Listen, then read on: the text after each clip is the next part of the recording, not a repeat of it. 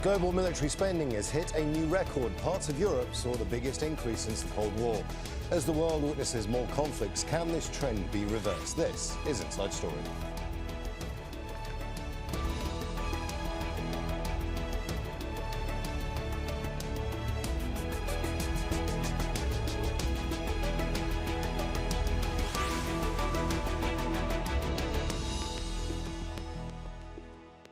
Hello and welcome to the programme. I'm Imran Khan. Global military spending has soared to an all-time high.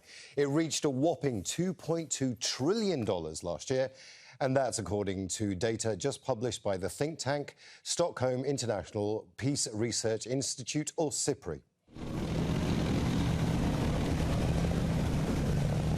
It's the biggest year-on-year increase since the end of the Cold War, and there's no denying Russia's invasion of Ukraine led to an immediate surge in spending in Europe and elsewhere as countries moved to enhance their military capabilities or exported weapons and equipment to Kyiv. But let's take a closer look at the report. Now, the sharpest rise in spending was, of course, in Europe, jumping 13%, its steepest increase since 1989. And much of that was because of Ukraine, where military spending soared 640% to $44 billion. But the trend also spread to Kyiv's neighbours and any country feeling a potential threat by Russia, including Finland, Lithuania, Sweden and Poland. As for the global picture, the big spenders are the US, China and Russia, who together make up more than half the world's total. But they're nowhere near being equal. US military spending remains without a match, hitting $877 billion last year. That's 3 times higher than China, which has increased its spending for the past 28 years. And both are far higher than Russia, which sits in third place with $86.4 billion. But even away from the battlefields of Ukraine, there have been developments. Take Japan, for instance, which SIPRI says is going through a profound shift in its military policy from a pacifist to an active army. India is investing heavily too, increasing its drones, light tanks and other equipment.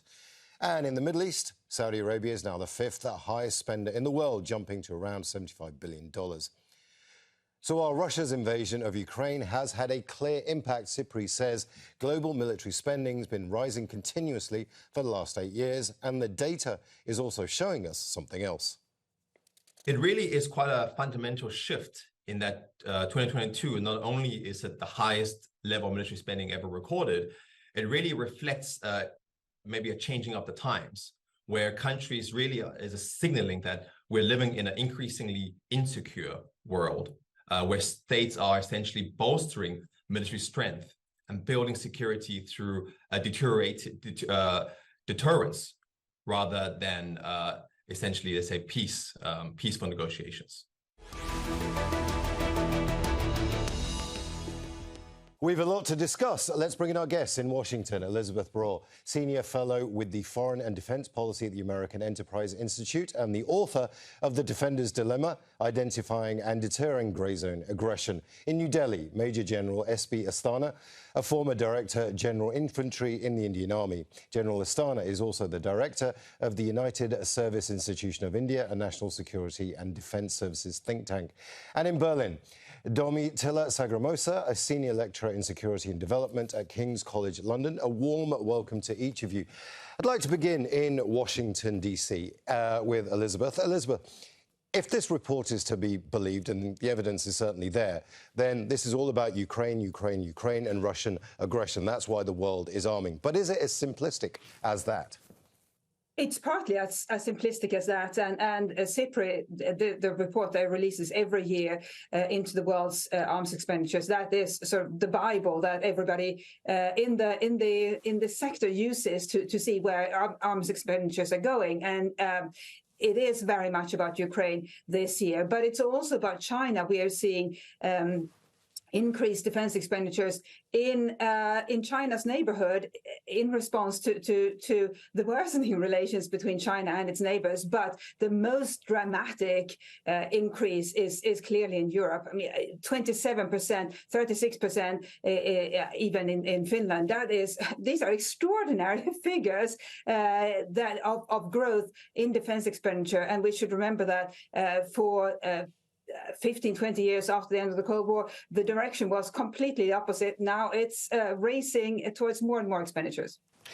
Domitilla in Berlin, here we are. We're looking at, the biggest defence rise since the end of the Cold War. We're looking at almost traditional weaponry, heavy weapons, tanks, helicopters, aircraft, that kind of a thing, because of the Russian war in Ukraine. But is this the right things that people should be spending their money on, given that we're in the 21st century? Cyber warfare is still something that people need to be worried about. Or are we going almost backwards, do you think?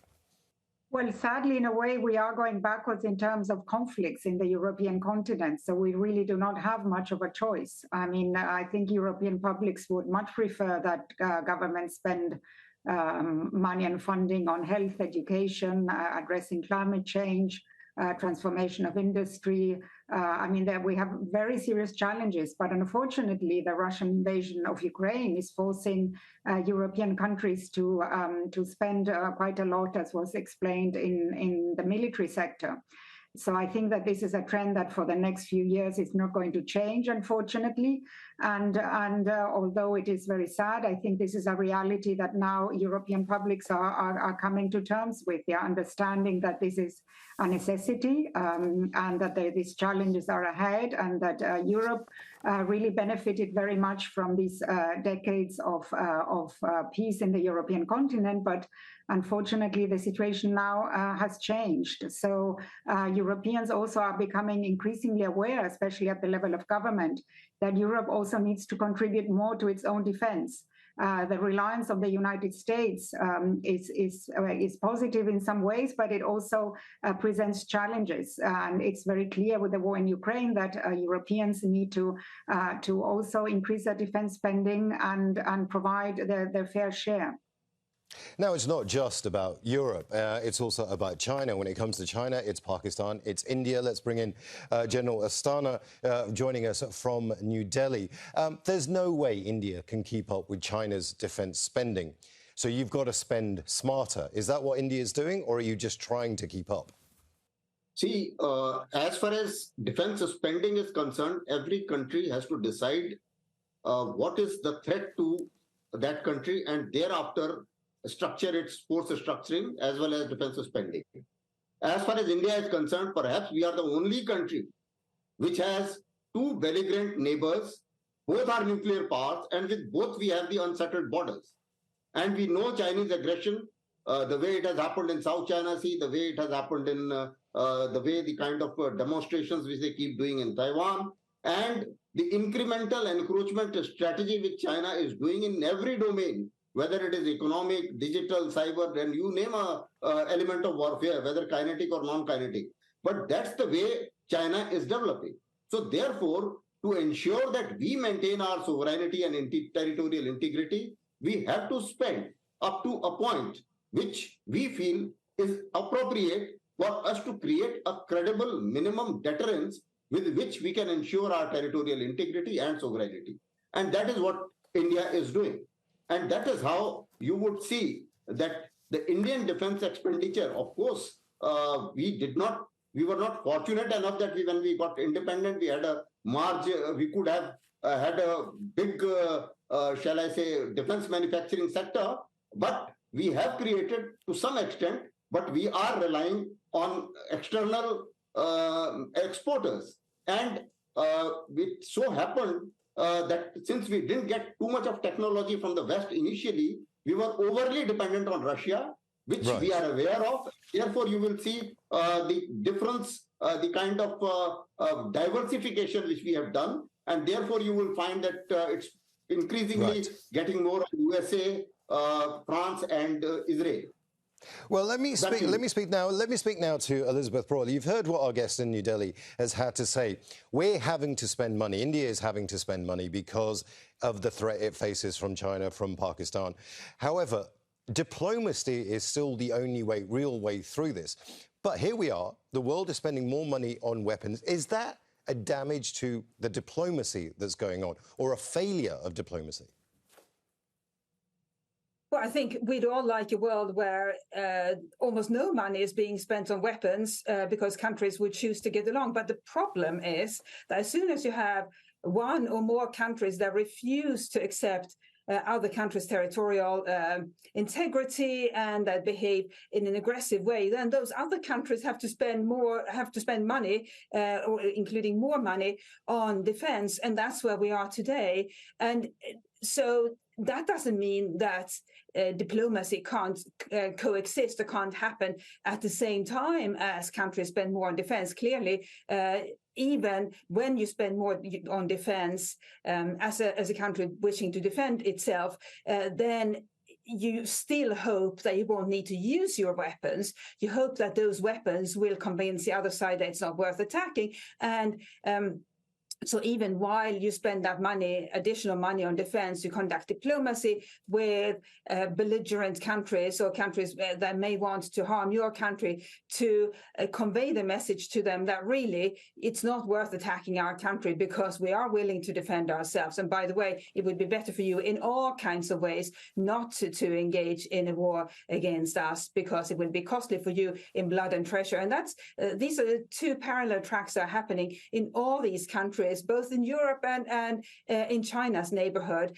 countries spending more on defense to communicate to better be able to defend themselves and to communicate to the other side that that is indeed the case, but also telling the other side, whether it be Russia or China, that you have think better thoughts, engage in more productive actions towards us because it would benefit you too and not just us.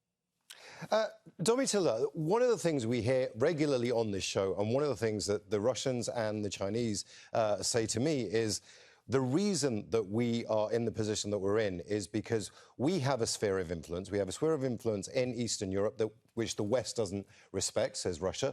We have a sphere of influence in Southeast Asia, the Philippines, Taiwan, etc., that the West doesn't respect either.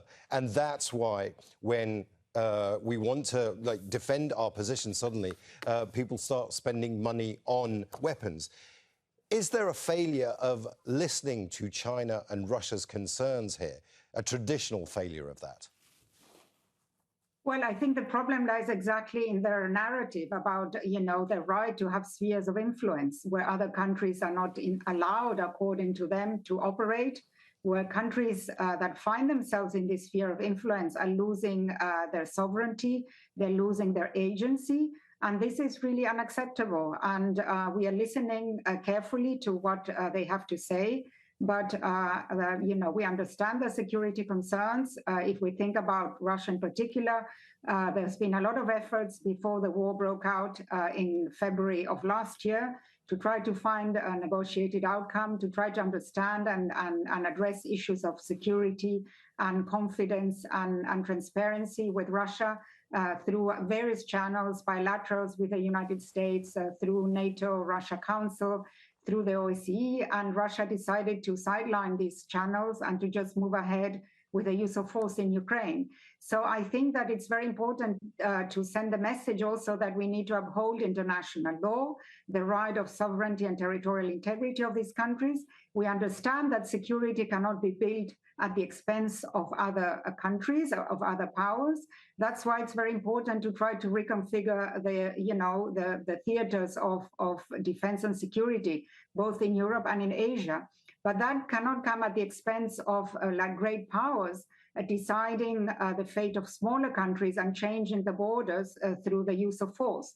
So what we are talking here is really to upholding international law and not allowing bigger powers to sort of decide the fate of smaller countries. I think that's one of the lessons that we learned from the Cold War, and the post-Cold War period was really a period where we're trying to support and sustain the sovereignty and the independent foreign policy of these countries. General Asthana, one of the roles China has played in the various conflicts between Pakistan and India, and the effective Cold War that still continues between Pakistan and India, is it stopped it becoming a hot war. India has looked at China's backing almost without any kind of clauses to Pakistan, and that stopped a war. So it is useful in some way, right? So far, in most of the wars with Pakistan, China never intervened. But the situation has changed to a great extent. Now, Chinese, with their economic engagement and CPEC getting into Pakistan, their stakes in Pakistan have increased. At the same time, you would notice that when Pakistan is continuously launching proxy war against India, Chinese, firstly, they look the other way around, and secondly, they have tried to shield a number of UN designated terrorists too. So therefore, Pakistan is a low-cost nuisance value to India, working on behalf of China in a way. And as far as Pakistan is concerned, China is a high-value security guarantor to them. That's one issue. The second issue is that there is a Sino-Pak nexus. There is an increasing footprints of Chinese soldiers also in certain areas of Gilgit-Baltistan, which is not comfortable to us. So therefore, in future conflict, to say that Sino-Pak nexus will not work may be an understatement, although we expect that China to behave in a particular manner as they have behaved so far. That's number one. Number two, as far as Sino-Indian confrontation is concerned, we are already having a standoff, and in that standoff, Pakistan has not intervened. So this nexus has not worked in that manner. But notwithstanding that, as far as we are concerned, they both are a threat, and to make sure that we confront a twin threat or two-front threat, we have to make sure and believe our adversaries that we can handle two-front threat. And if we can do so, then obviously there will be no two-front threat, so long they know that we can handle it. I want to change tack now and bring in Elisabeth Braw here. I want to talk about the finances of this effectively arms race that's going on. Let's take a look at Saudi Arabia, spending billions and billions of dollars upgrading their defensive capabilities. This is good news for the business, but when there's this much money floating around, you tend to get politics involved as well. You tend to get people wanting to sell weapons. I guess what I'm asking you is, we're in a boom time, and because it's a boom time, actually rolling back on defence spending is going to be very difficult because people are making too much money, right? People are making a lot of money, or defense companies are making a lot of money. And since you mentioned Saudi Arabia, part of the reason that Saudi Arabia has managed to establish this extraordinarily powerful position in international politics is that it has bought, not just in recent years, but over many years, a lot of defense equipment from Western arms manufacturers, well, from many kinds of arms manufacturers, even though it didn't need all that weaponry, because defense companies, especially in the West, as Western countries, Western governments reduced defense spending, their defense companies were desperate to sell weaponry, and Saudi Arabia bought a lot of it, which of course made it very popular with Western governments. So the challenge with defense companies or arms manufacturers is that they make products that only governments can buy. So they are very dependent on whether governments are in the mood to buy defense equipment, i.e. weapons, at any given time. They can't turn to the general public and say, well, we'll expand our clientele. That doesn't work. So they go from rags to riches, or not so really extreme as to be rags, but rags to riches as the fortunes of the world wax and wane. And so what we have now is lots of Western governments catching up with defense spending, but then facing the issue that the arms makers don't have enough space in their order books to accommodate all these weapons that now Western governments and indeed many kinds of governments now want to buy. Domitilla, it's an interesting thing, isn't it? Because once one country in one particular region starts to spend money, then the neighbours look at them and say, OK, we probably should do this as well. We're seeing this here in the Middle East. Qatar is almost rebuilding its own army. It's spending billions and billions of dollars. It doesn't manufacture anything domestically, so it has to buy all of these weapons in. When you're spending that kind of money, it also gives you influence with the countries you're spending that money in. The nexus between the politics influence and the money being spent is also quite heady, isn't it? So for a country like Qatar, for Saudi Arabia, it actually gives them an outsized influence whilst they're buying that weaponry, right? Yes and no. I mean, it's not automatic. I mean, many countries are buying weaponry and then they're carrying out more independent foreign policies, and sometimes, the purchases are quite complex, as happened, in the case of Turkey, was trying to buy Russian military equipment. So, and Turkey is a NATO member. So I think that, we have instances where, for example, you mentioned Saudi Arabia, which is now carrying out an energy policy which is not very favorable to the West and to the United States, because it reduced production to increase the price of oil. So, I mean, it's not necessarily a sort of an automatic sort of policy. Clearly, there are situations where countries depend very much because they are in a state of war. This is a case of Russia. It's depending very much on countries that could provide military support. In particular, it's trying to get military support from China. So in that case, you can argue that China has some leverage because, Russia is trying to find weaponry and trying to purchase it from China to carry out its military operations in Ukraine. So that in that particular situation, of course, you have a lot more leverage. The same, in a way, applies to the leverage that Western countries have over Ukraine, because Ukraine is heavily dependent on support and purchases from NATO member states and others. So to a great extent, it creates some, leverage, especially if there is a military conflict and a military situation. If there isn't this kind of military conflict or situation, the countries have a lot more room for maneuver. And so I think that, the situation is a bit more complex. In New Delhi, General Asthana, I want to ask you a question. You mentioned one of the key partners for India is Israel. Now, Israel's a very controversial partner when it comes to buying weapons from, because of the battle testing it does with those weapons in, for example, the Gaza Strip every time there is a war. There is a political consideration here as well when you're buying weaponry. It's who you're buying those weapons from. Is it simply a matter of can we get them at the best price possible and most effective, or is there a political consideration? As far as India is concerned, let me tell you in no uncertain terms, it is purely and squarely what meets our qualitative requirement of the weapon. And in that, we have a system of global tender. Whoever gives the tender, irrespective of what, everybody has to go through a trial, because we have a variety of terrain in the country where the equipment is going to be employed. And therefore, it may well happen that USA Javelin doesn't qualify and Israelis Spike qualifies. So these are certain, I would say it's purely done as per our qualitative requirement and not as per the politics. The politics can be very well covered by media, and it's a different game. But as a professional, I can tell you in no uncertain terms, because a fair amount of equipment was purchased when I happened to be on the chair. But let me tell you that we don't compromise on that quality part of it. Secondly, when it comes to our requirements has to be not only the operational requirement, terrain requirement, but also an area to become self-reliant.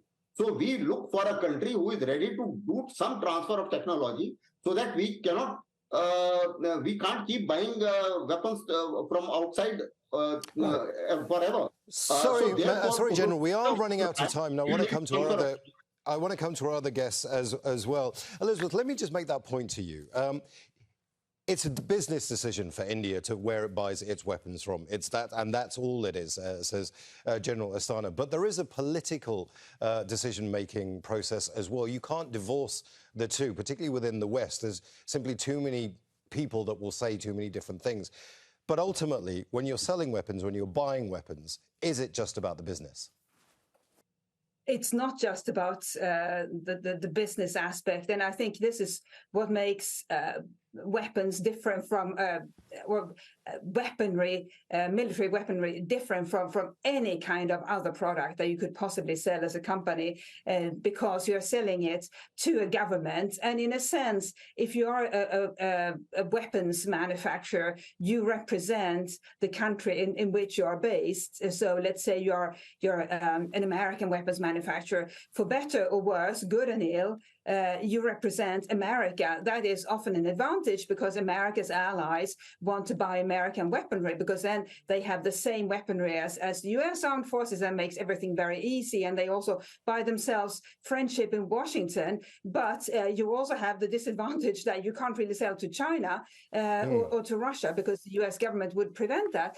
So it's always, there are always political overtones. Now, India is in a sense a special case, because as always, has always said it's free to buy weapons from whomever it likes, and has bought from Russia, has bought from many others, but that is more the exception. And most countries stick with friendly countries from whom they buy most of their weaponry.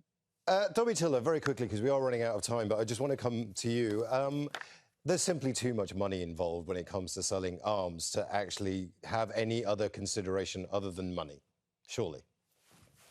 Yes, of course. I mean, there is a geostrategic or geopolitical consideration. If we consider, for example, the sales of Russian military equipment within what we call the Collective Security Treaty Organization, Russia was selling equipment at lower prices than the market, and these countries were benefiting from this relationship. And Russia was helping them to develop their armed forces throughout the years.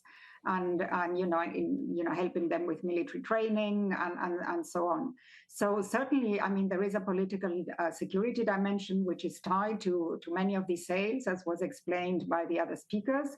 And I think this is totally understandable, because you also want to have compatibility, interoperability, and the war in Ukraine is clearly showing the challenges when you have a partner like Ukraine, which relies primarily on Russian and former Soviet equipment, and we in the West in NATO, we don't have some countries in the East do have former Soviet ammunition and equipment, but others do not. We rely on Western equipment and technology. So when you try to help this partner, you're trying to find globally sources of ammunition that can help, the war machine. So that complicates matters, and it clearly shows how much easier it is when countries in a particular alliance share the similar sort of technology, arms industries, and compatibility of products. I want to thank all our guests, Elisabeth Braw, Major General S B Asthana, and Domitilla Sagramoso. And I want to thank you as well for watching. Now, you can see the programme again anytime by visiting our website, aljazeera.com. And for further discussion, go to our Facebook page. That's facebook.com/AJ Inside Story. And you can also join the conversation on Twitter. Our handle is @AJ Inside Story. From me, Imran Khan, and the entire team here in Doha. Bye for now.